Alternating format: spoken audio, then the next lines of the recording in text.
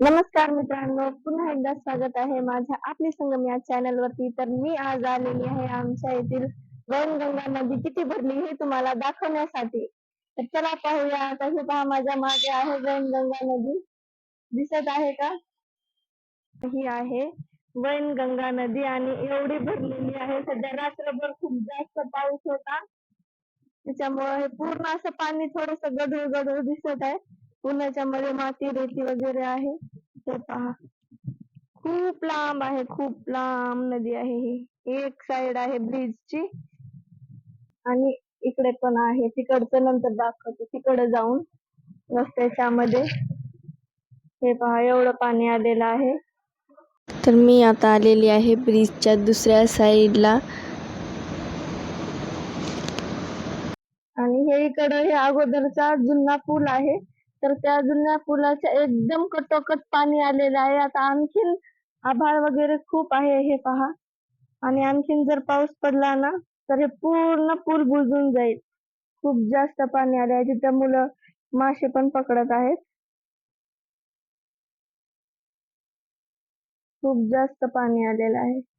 आता नंतर आणखीन आज पाऊस पडल्यानंतर हे पूर्ण जे पूल दिसतोय ना तुम्हाला हवाला, हा दिसणारच नाही उद्या तर.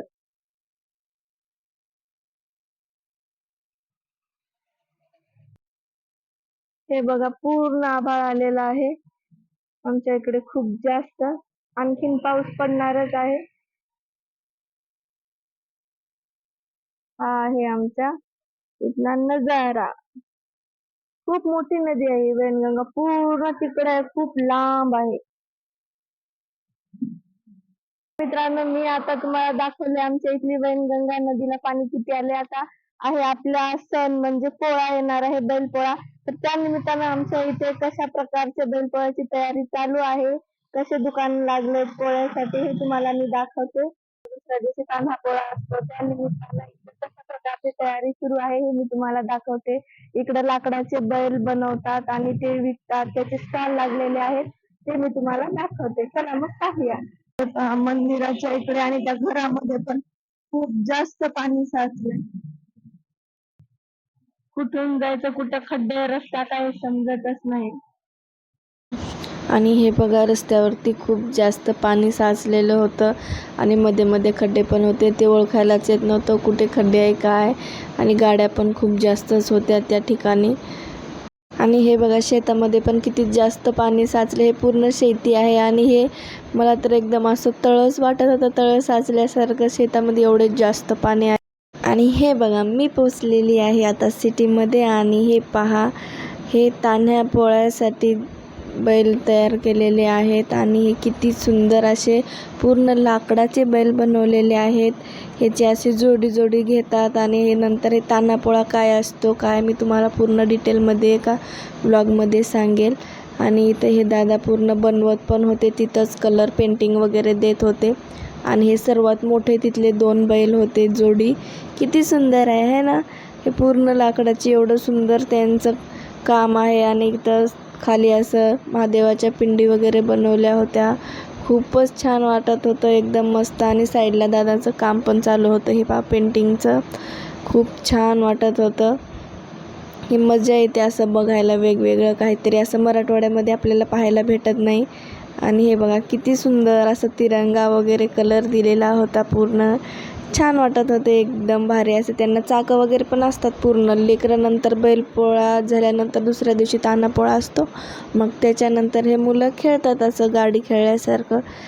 हे बघा किती छान आहेत. याला तर एका बैलाला तर अशी झूल वगैरे टाकून ठेवलेली होती, खूपच सुंदर दिसत होतं.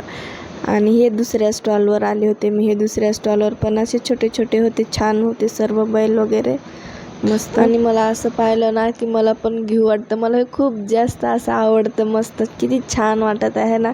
पण हे सगळं लहान लेकरांसाठी असतं, हे तान्हापोळ्यासाठी आहेत हे सर्व तयारी.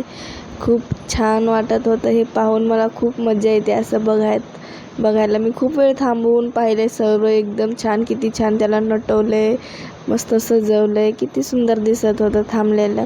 आणि त्याला चाकं वगैरे घेऊन असं खेळायला मस्त होतं. कोणी कोणी डेकोरेशनसाठी पण घेऊन जातात आणि लहान मुलांना खेळायला पण नेतात आणि स्पेशली तान्ह्यापोळ्यासाठी नेतात. त्याच्यामुळं खूप छान होते. सर्व बैल आले होते. हे आता सध्या तर हे 2 स्टॉल आले होते बैलपोळ्यासाठी. आता इथून पुढे आणखीन जास्त येतात वेगवेगळे, खूप मोठे मोठे. इथं पण या पण स्टॉलवर 2 मोठ्या बैलांची जोडी होती, ते तुम्हाला दाखवते. समोर आहे ते. हे पहा, इथं एक मागे ब्राऊन कलरचे हे पण वेगळे बैल होते. तिकडं पलीकडे गेले ते मोठे बैल, तिकडे होते ते दादा थांबले होते, त्याच्यामुळे शूट केलं नाही वाटतंय. पण खूप छान होते सर्व बैल, मला बघायला खूप छान वाटतं. आलेली आहे मी आत्ताच घरी, आणि मी घरी आल्याबरोबर बाहेर पाऊस सुरू झाला. आता थोडा बारीक आहे, आणखीन मोठा होईल चालू. आणि तुम्हाला कसे वाटले इकडचे बैल, ते छोटे छान बनवलेले, आणि नदी कशी वाटली, पाणी वगैरे, तुम्हाला कसा वाटला हा माझा छोटासा व्हिडिओ, मला नक्कीच कमेंटमध्ये सांगा. याच्यानंतरचा व्हिडिओ बघायला विसरू नका, कारण याच्यानंतरचा व्हिडिओ हा खूप जास्त स्पेशल असणार आहे. तुम्हाला बघायला खूप मजा येणार आहे. नक्कीच हा याच्यानंतरचा व्हिडिओ पण पहा, आणि आपली संगम या चॅनलला लाईक करा, शेअर करा, सबस्क्राईब करा, आणि भेटूया आपण आता पुढच्या व्हिडिओमध्ये.